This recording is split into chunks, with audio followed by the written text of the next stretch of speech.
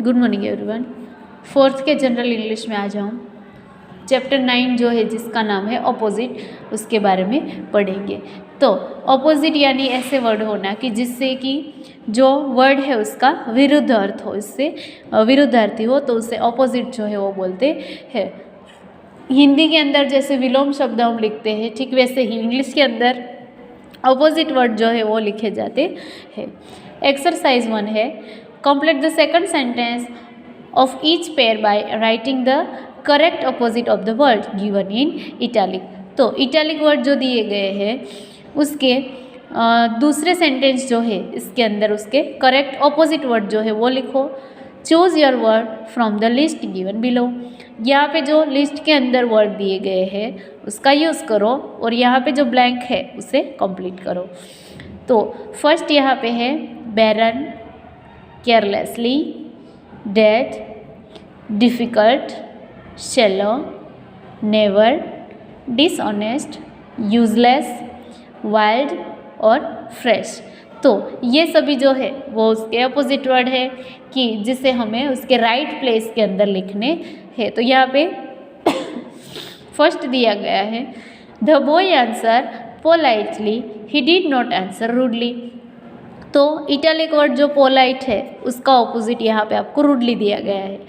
तो यहाँ पे है फर्स्ट के अंदर Ramesh did his work carefully, he did not do it blank. These boys are always late, they are blank punctual. The mangoes in that basket are stale, they are not blank. This is a very easy question, it is not at all a blank question. The people are honest, they are not blank. The pond is not deep, it is blank.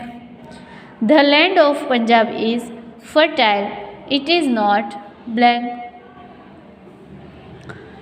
All these things are useful, they are not blank.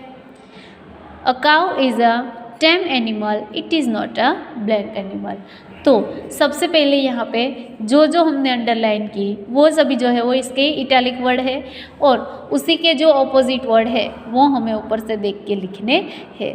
तो सबसे पहले यहाँ पे देखो carefully यानी कि ध्यान रख के। तो Ramesh did his work carefully, Ramesh जो है वो अपना जो वर्क जो है वो एकदम केयरफुली ध्यान से करता है। तो he did not do it, carefully जो है उसका ऑपोजिट होगा केयरलेसली। तो he did not do it, यहाँ पे लिखो carelessly. The boys are always late, always यानी कि हमेशा से, बॉय जो है वो हमेशा लेट होते हैं। तो दे आर, तो ऑलवेज जो है उसका ऑपोजिट होगा नेवर, कभी भी नहीं। तो they are never punctual. The mangoes in that basket are stale, तो स्टेल जो है उसका ऑपोजिट होगा यहाँ पे फ्रेश।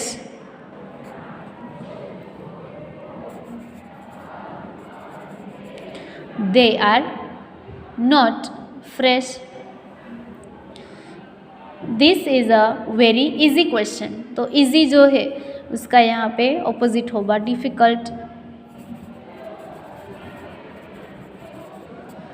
तो it is not all a difficult questions. This people are honest, ये लोग जो है वो ऑनेस्ट है, प्रामाणिक है। तो दे आर नॉट डिसऑनेस्ट।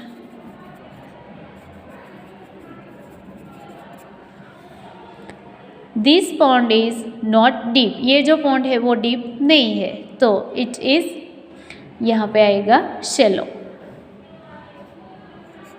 ये जो है वो डीप नहीं है, गहरा नहीं है, लेकिन कैसा है, शैलो है, छिछरा है। The land in Punjab is fertile, Punjab की लैंड जो है, ज़मीन जो है वो फर्टाइल है। सो इट इज़ नॉट बैरन, ये जो है वो कैसी नहीं है, बैरन नहीं है। All these things are useful, सभी चीज़ें जो है वो कैसी है, यूजफुल है, उपयोगी है। तो उसका ऑपोजिट होगा useless.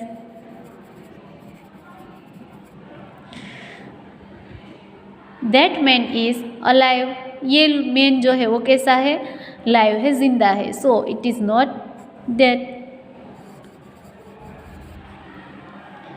A cow is time animal, cow जो है वो टेम एनिमल है, डोमेस्टिक है, so it is not wild animal. फिर से देखते हैं हम, Ramesh did his work carefully, he did not do it carelessly. These boys are always late, they are never punctual. The mangoes in that basket are stale, they are not fresh.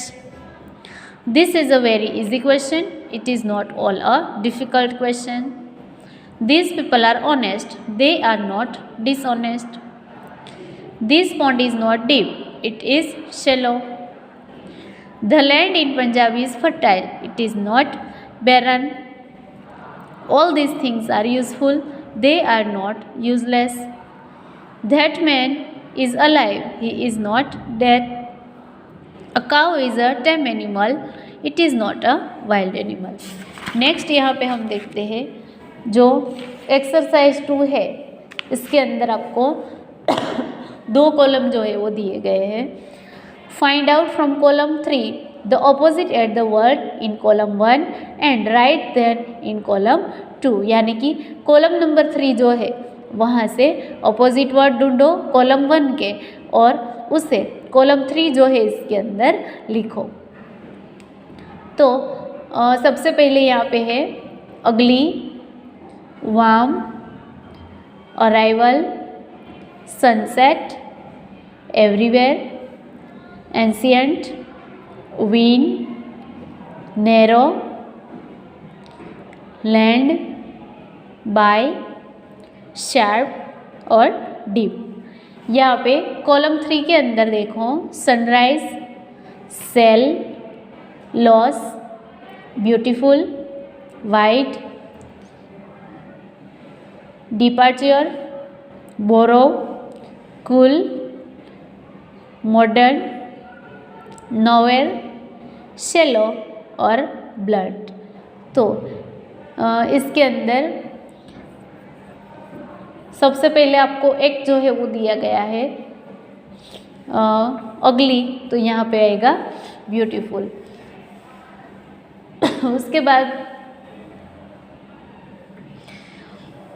Warm यानी कि गर्म होना, तो warm के लिए यहाँ पे ठंडा यानी कि कूल, तो यहाँ लिखो कूल। उसके बाद है अराइवल, अराइव होना यानी कि आगे बढ़ता हुआ होना, तो इसके अंदर डिपार्चर।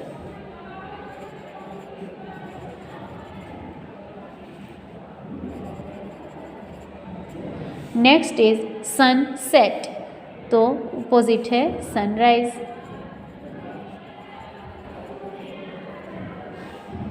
एवरीवेयर यानी कि हर जगह पे, तो नोवेयर कभी कहीं भी नहीं।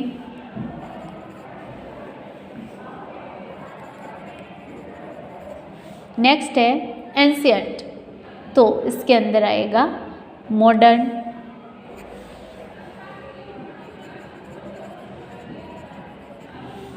उसके बाद है विन,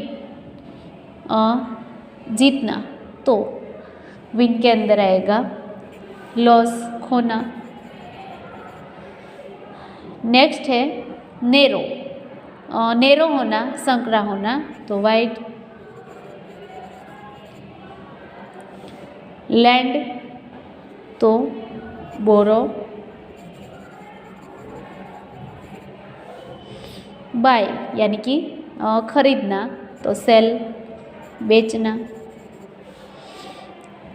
नेक्स्ट इज शार्प यानी कि शार्प होना, तो ब्लंट।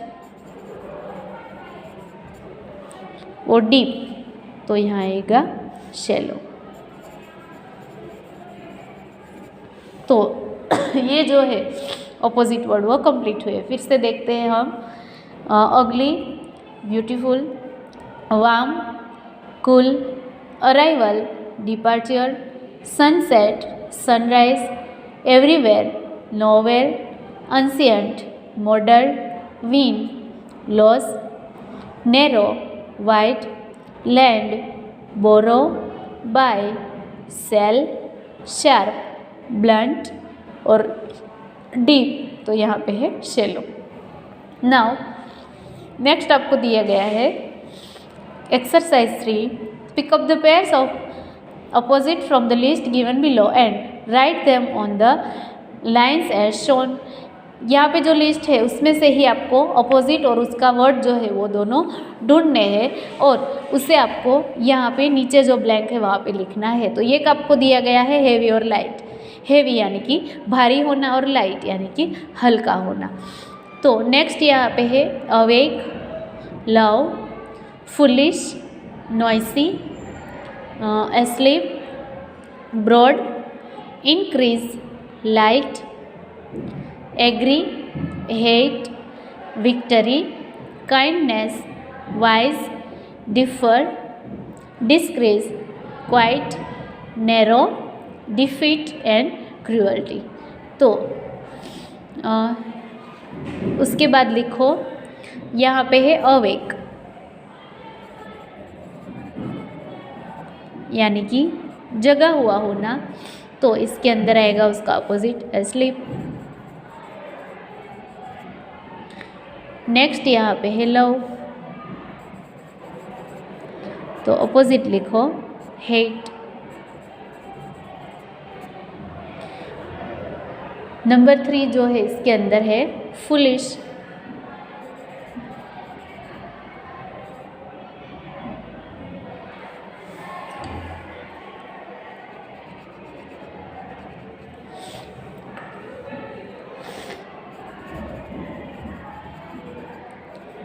तो फुलिश का जो अपोजिट है वो होगा वाइज।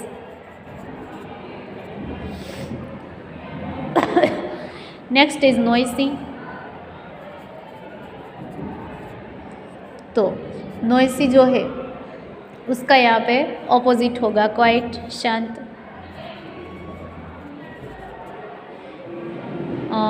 ब्रॉड,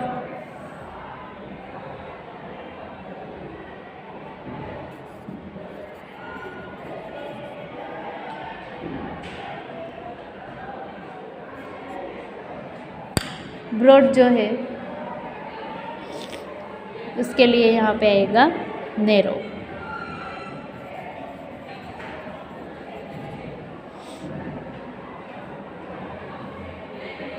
नेक्स्ट है इंक्रीजेस,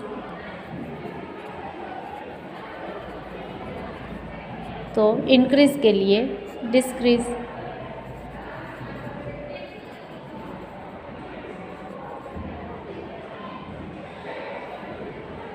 लाइट जो है वो हेवी के अंदर आ गया। अभी यहाँ पे है एग्री,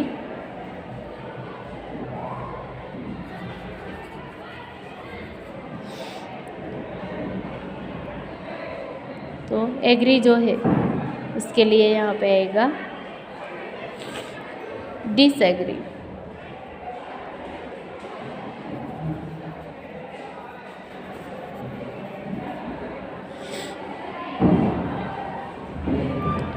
नेक्स्ट है यहाँ पे विक्ट्री,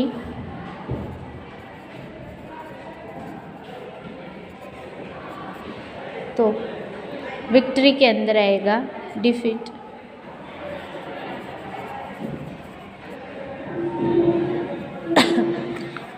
लास्ट है काइंडनेस,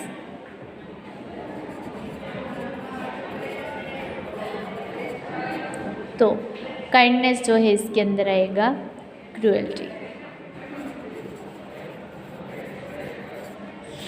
तो ये जो है वो सभी कंप्लीट हुए।